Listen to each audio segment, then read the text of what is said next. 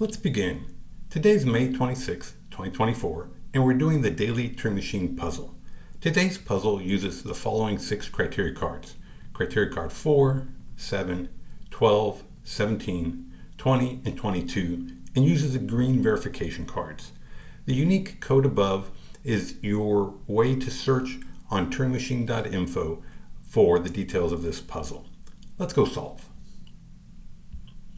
So in the grid above, we've got our 6 criteria cards. On the top row, we've got criteria card A, criteria card B, and criteria card C. On the bottom row, we've got criteria card D, criteria card E, and criteria card F. Criteria card A will look at the middle digit, the square digit, and compare it to the number 4. Should the square be less than 4? Should it be equal to 4? Or should it be greater than 4? Criteria card B looks at the last digit, the circle digit, and will let us know whether that value should be an even digit or an odd digit. Criteria card C will look at the first and last digit, the triangle and circle, and compare them. Should the triangle be less than circle? Should they be equal? Or should triangle be greater than circle? Criteria card D will look at the 3 digits in our solution and will let us know how many evens there should be. Should there be no evens? Is there 1, 2, or possibly all 3 are even? Criteria card E will look at the 3-digit code, and similarly will look and see if there are no repetitions, no digit repeats. They're all unique, as in the example 125. Could it have a double or a repeating digit, as in the example 112? Or could it be the third option and it be a single digit repeated 3 times, as in the example 222? And finally, criteria card F will let us know if the 3-digit code, if the values are ascending, meaning that they're going increasingly getting higher, as in the example 135. Are they descending, as in the example 421? Or potentially there is no order. So it goes from 2 to 3 and then back down to 1. Okay, so remember, we're looking for a unique 3-digit code that meets all those 6 criteria that we just described. And we're going to start off with the proposal of 314. So the first thing I'm going to do is I'm going to test criteria card B and figure out if that last digit is an even or an odd. Okay, so the Turing machine responds that it does not approve of my value for circle. Well, notice that I do have a 4. So basically it's saying that no, that circle value is not an even. Indeed, it should be odd. So that's what I'm going to put down for my note for section B, that circle is an odd digit. And I'm going to come up above and cross out all the evens. So I'm going to cross out the number 2 and the number 4. Okay, next, I think I'd like to figure out if there's, if they're all unique or is there a double. It's just so that I can get an idea of what the structure of the solution will be. So that is criteria card E. Okay, so notice that the Turing machine approves. So if I come back, notice that my initial proposal of 314 has all unique digits. So that's what the Turing machine is letting me know. It approves of that there should be no repetitions. So for criteria card E, I'll phrase it as all digits are distinct. Again, there are no repeats. Okay, so fantastic. So I've got a pretty good idea so far. Let's find out. Let's see if, well, we already know that circle is an odd value. So I do have 1 even in my proposal. So at most, it can be 2 evens. It could be 1 or it could be none. So let's see what criteria card D tells us. Okay, so it does not approve of my single even digit. So that means alternatively, there are either no evens or there are 2 evens. So let me write that down for criteria card D, that there are either no evens or two evens. Okay, well that does it for this turn. I've already used up my 3 tests for this round, so it's time for me to start thinking of what do I want to use as my second proposal. So again, the options are either I have 2 evens or no evens, so that would mean that the first 2 would be evens. And let's see, I have not tested criteria card A, which kind of again compares it to the number 4. And I've not tested this ordering of the first and the last digits, and of course the ordering of the digits.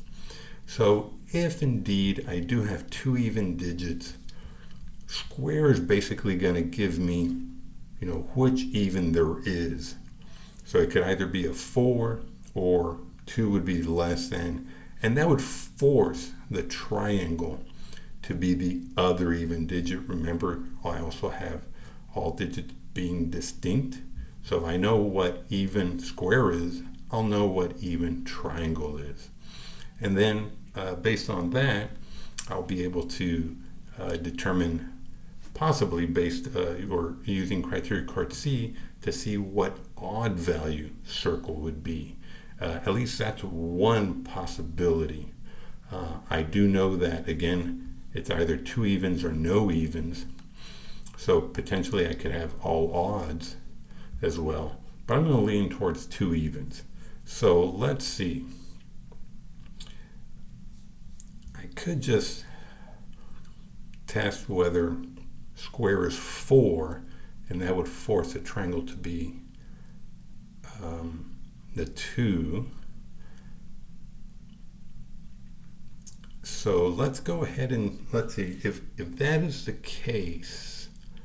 Yeah, let's do that. So 2, 4, and then how do I anticipate card C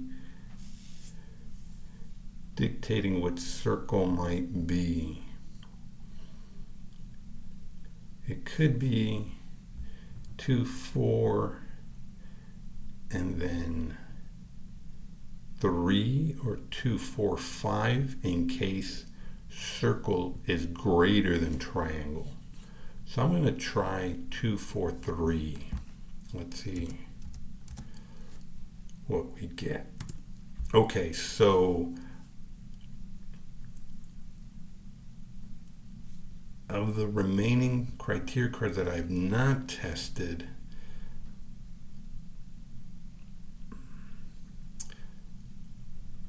let me test criteria card C first.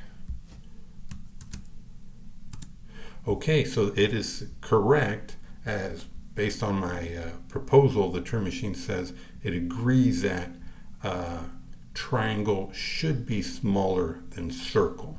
So let me put that down in criteria card C, that triangle should be less than circle. And of course the reason that is because I do have a 2 in my triangle value and I have a 3 in my circle, and so 2 is less than 3, so triangle is less than circle. And so let's see, what can I cross out? So if indeed triangle needs to be smaller than circle, triangle cannot be a 5. 5 would be too big for triangle. And similarly, circle cannot be a 1.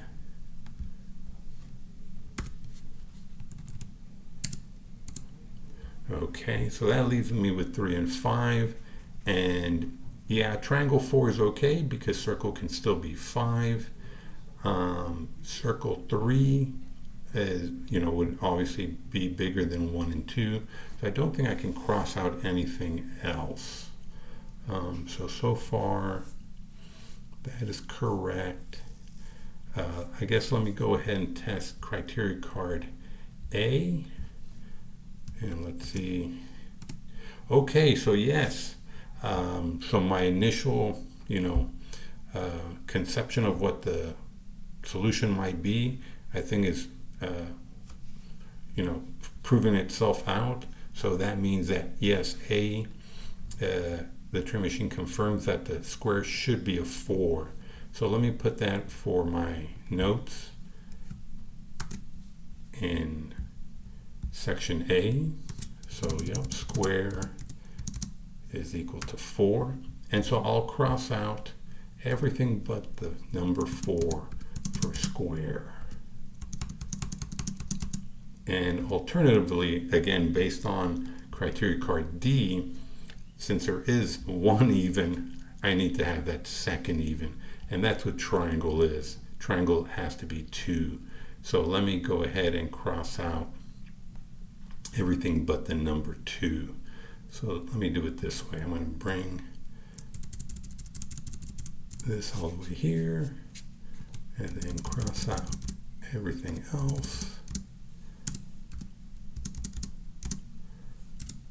Okay, so I know so far I've got 2, 4, and again, remember that 2 has to be less than 3 or 5. So at this point, my 2 possible solutions are 2, 4, 3 or 2, 4, 5. One of them has no order, the other one is ascending. So it's a 50-50, I can't guess at it, so I do have to test criteria card F.